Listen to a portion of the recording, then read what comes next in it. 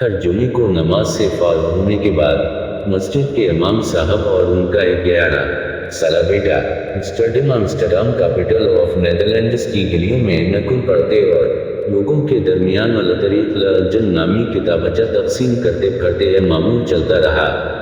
यहाँ तक कि एक जुमे को मतला अबर आलूद हो गया, मौसलाधार मीना बहने लगी और कड़ाके की ठंड पड़ गई। बच्चे ने बहुत सारे कपड़े से तन कर लिए ताकि इसे सर्दी का एहसास ना हो सके और नेवाल से गोया हवा चली में तैयार हूँ। बाप ने कहा, बेटा कहाँ की तैयारी है? बेटे ने जवाब दिया, बाजान किताबतों की तकसीम कारी का वक्त हो चला है। बाप ने कहा, बेटा आज मौसम काफी ठंडा है, बारिश भी हो रही है, आज मौकूफ करते हुए यह सुनकर बेटे ने हैरान कर देने वाला जवाब दिया और कहा, बाजान बहुत सारे लोग तो दोस्त की तरफ बढ़ रहे हैं। बाप ने कहा, बेटा उस मौसम में निकलना ठीक नहीं। बच्चे ने कहा, अच्छा बाजान मुझे इजाजत दे, मैं अकेला ही जाता हूँ। बाप ने कुछ तरदीद के बाद कहा, अच्छा ठीक है, एहतियात से जाओ। 11 साल का ये बच्चा वफूर जज्बात से लबरेज बाप को शुक्रिया कहते हुए नकुल पड़ा। आस उम्र के बच्चे अमूमन लड़कपन की खलमस्तियाँ लूटते हैं, लेकिन यह नन्ही सी नवखेज कली आफाकी जहनीत का शाहकार था। रस्ते भर भीगते भागते लोगों से मिलता रहा, किताबचे तकसीम करता रहा। करीब 2 घंटे बारिश में घिरने के बाद उसके पास सिर्फ आखिरी किताबचा बाकी रहा। भी अधर अधर नजर दौड़ाई लेकिन कोई नजर न आया।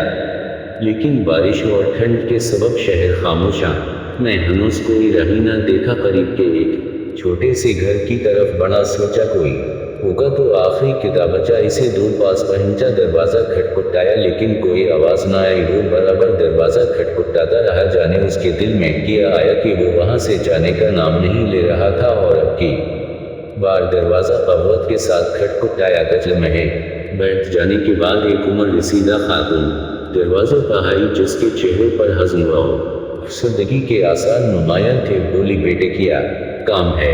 नन्हा सा बच्चा मुस्कुराते लबों और रोशन निगाहों के डोरे झका कर बोला, मोहतरमा ज़हमत देने के लिए माजरत ख्वाह हूँ। दरअसल आपको यह बताने आया हूँ कि अल्लाह ताला आपसे बेहद प्यार करता है और उसने मुझे आपके पास भेजा है। यह आखिरी किताबचा आपको हदिया करने आया हूँ। यह किताबचा आपको अल्लाह ताला के बारे कुछ पैगामात देगा और खल्क मुखलूक की हक़ानियत वाज़ेह कर देगा। खातून ने किताबचा लिया और शुक्रिया कहते हुए वापस अंदर गई। बच्चा भी घर लौटा। अगले हफ्ते जुमा का खतबा खत्म होने के बाद वो बुजुर्ग खातून खड़ी हुई और पूरे मजमा से मुखातब होकर कहा, मेरा यहाँ कोई जानने वाला नहीं है, वरना उससे पहले यहाँ आने का कभी इत्तफाक हुआ है। गुज़िश्ता जुमे को मैं मुसलमान नहीं थी और ना ही मैंने कभी मुसलमान होने का ख्याल दिल में लाया था।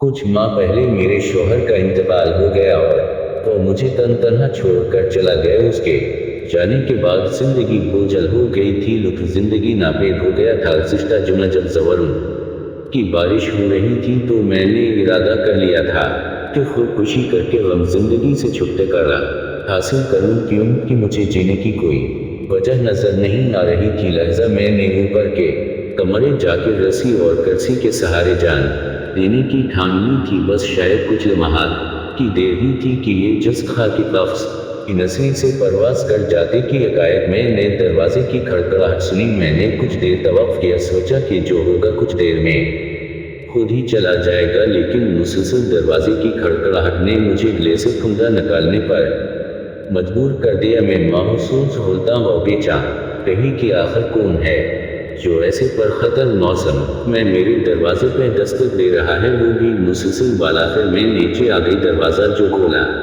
तो एक नन्ही सी जान का भीगता हवा वजूद मेरी निगाहों के सामने ज़ेर लब मुस्कुरा रहा था। उसकी वो मुस्कुराहट और आंखों की चमक मैंने कभी किसी इंसान में न देखी थी। उस मुक़द्दस सरापे की वसीफ़ खुशी के लिए मेरे पास अल्फाज़ भी नहीं। उसकी ज़ुबान से अदा होने वाला एक एक लफ्ज़ बुरहन नायाब था। बस मेरे कलम वजदर की तख्तियों पर उसके अल्फाज नक्श हो गए। यूँ लगा कि अब मेरे मर्दा दिल को किसी ने ज़िंदगी की सौगात अदा कर दी। उसका ये कहना कि मोहतरमा मैं आपको ये पैगाम देने आया हूँ,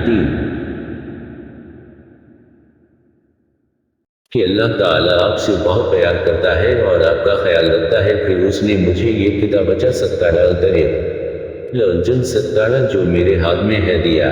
میں نے دروازہ بند کیا اور نہ چاہتے ہوئے اس کتاب کو کھولا کر جو کتاب کو پڑھنا شروع کیا۔ آنسوؤں سے میری آنکھیں ڈبڈبا گئیں۔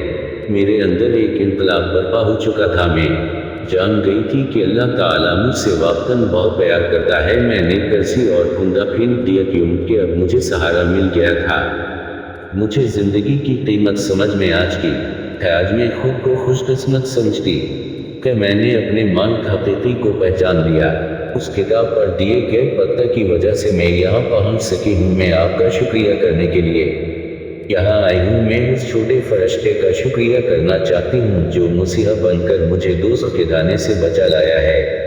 مسجد میں چہار جانب سے آنکھیں اشکبار تھی۔ تکبیرات کی صداؤں سے پوری مسجد گونج اٹھی۔ اللہ اکبر امام صاحب جو عثمانی فرشتے کے والد تھے منبر سے اتر کر لپٹ پہلی صف میں موجود اپنے لاکھ جگر بیٹے سے چمٹ گئے اور زور زور سے رونے لگے۔ انہیں احساس ہو چلا تھا کہ اس مجمع میں اس جیسا کوئی خوش قسمت باپ نہیں جس کا بیٹا اصلی ہیرے موتی چن رہا ہے۔ اسی لیے بھی محسوس ہو رہا تھا کہ میں نے مجبوری اور عذر بیان کیا لیکن اس کے بیٹے کے اندر لوگوں کی ہدایت کے تئیں ایسے جذبات ہیں کہ اب وہ شرم محسوس کر رہا ہے۔ واقعہ تو ختم ہوا البتہ ہمارے لیے اس میں اہم اسباق ہیں۔ ہر کوئی اپنے آپ سے یہ سوال کر لے کہ کیا ہم نے کبھی اس طرح لوگوں کو آگ سے بچانے کی کوشش کی ہے؟ کیا ہمارے سینے میں وہ درد و کسک ہے جو ہمارے پیارے نبی کو لوگوں کی ہدایت کے لیے تھی یا جو اس ننھے سے بچے کے دل میں تھی؟ کیوں نہ ہم عہد کر لیں کہ جہاں جیسے جب بھی موقع ملے اپنے محدود وسائل کو بروئے کار لو کر خدمت اللہ کے فریضے کے ساتھ جڑ جائیں۔ اللہ تعالی ہم سب کو توفیق عطا کرے، آمین۔ 5